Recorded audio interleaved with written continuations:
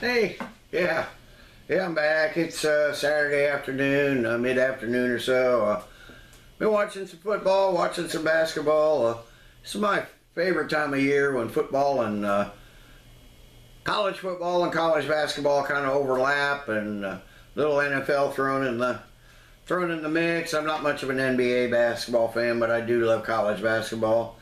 Today I'm going to do one I just discovered in the back of my, I've had it for a while, in the back of my beer fridge. It sort of got lost from Pretty Things Beer and Ale Project. I'm going to do their Fluffy White Rabbits. Reading from it, I'm probably drinking, from what it says on the website, I'm probably drinking it the wrong time of year for what they intended, but to heck with it. But anyway, it says beer type. Why? It's some sort of triple. Hop variety, Amarillo, Saaz, and Styrian Golding. It says malt variety, pills, and malted wheat. So it's going to be, except for the Amarillo, it's probably going to be primarily a pretty much European style triple. 8.5% ABV, 50 IBUs. It says color pale gold. It says, our first spring we brought you a magical tree full of waving babies, and the baby tree has stuck around, we're happy to say. So for our second spring and each spring since, we've made a pale golden hoppy triple called Fluffy White Rabbits. Fortunately, it seems to be the European hop, so if they're faded, it's not like it's citrus or the fruity American style hops, but says this is a fun and springy beer, possibly even our funnest beer. In Yorkshire, they say White Rabbits on the first of the month for luck, and here's to a lovely, warm springtime for all of us. Well, maybe in a couple, 3 months it'll be springtime again. The beer is 8.5% ABV with Saaz, Styrian Golding, and Strisselspalt hops, which they didn't list up above. Added aplenty. Fluffy mouthfeel, yes really.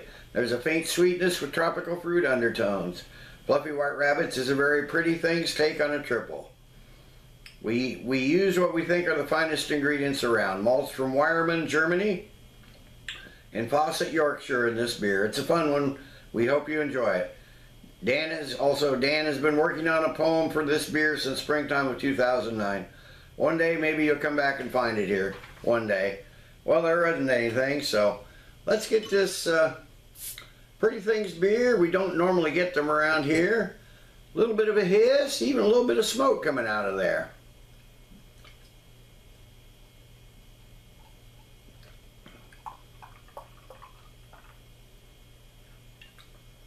Okay, we got a semi-hazy corn of a orangish yellow beer. Got a finger of a kind of a fluffy white head.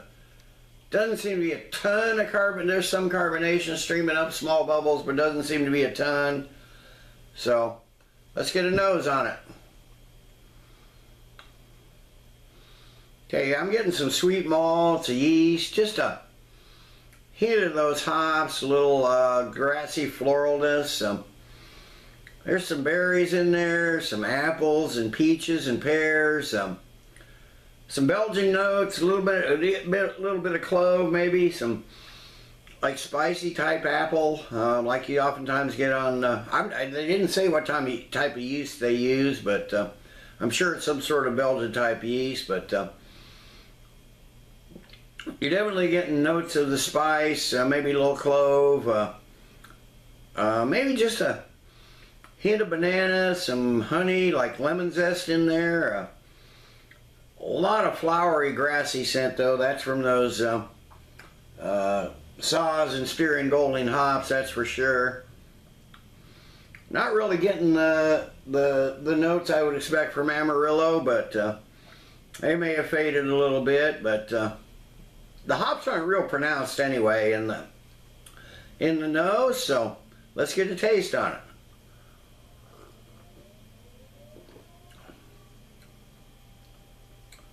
Okay, that's much stronger than the nose. I'm getting some of almost cake-like malt notes up front, and a spicy yeast character kind of kicks in. There's some peppery elements to the by mid palate. There's some like really nice peppery elements there.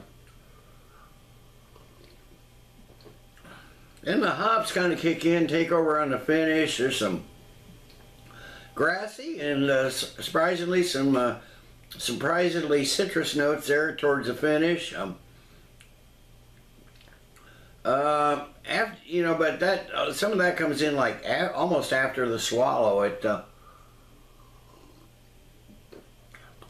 lingers a little bit, but you're getting the more traditional sweet triple aspects that you know, with some candy sugar maybe in there, along with the spicy hoppy elements in the finish. But like I said, the hoppy elements are they're a little bit drying and a little bit grassy and floral. They're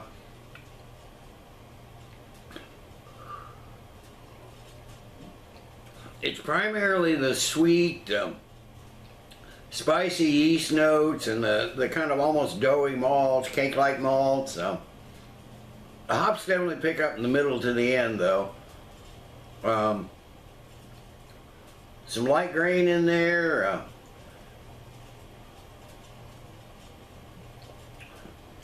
Apple, banana, the normal notes that you find in a triple, but primarily this is mostly the malts and yeast, and the hops are sort of an afterthought. It's kind of a medium-bodied beer, average carbonation.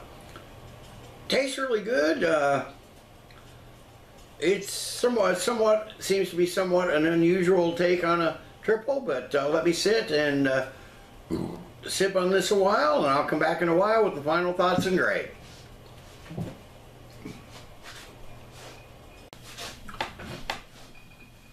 Okay, I'm back. It's been half an hour or so.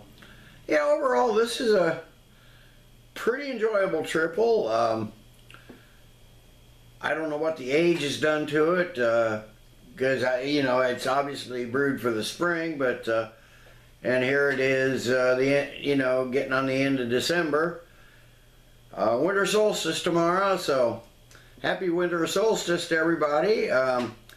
Yeah, it's nice, full of flavor, pretty refreshing, tasty, easy enough to drink. I don't think I mentioned it, but I don't really notice that 8.5% ABV, so it could be a dangerous beer. I've been sipping on it. It would be easy to drink quickly, which I may do. I'll probably do at the end of this, but it'd be an easy one to do that. But there is a lot going on here. There's a lot of flavor, a lot of complexity, a lot of those Belgian notes that I like in triples. So I would proceed with caution with this at 8.5% because you don't notice it.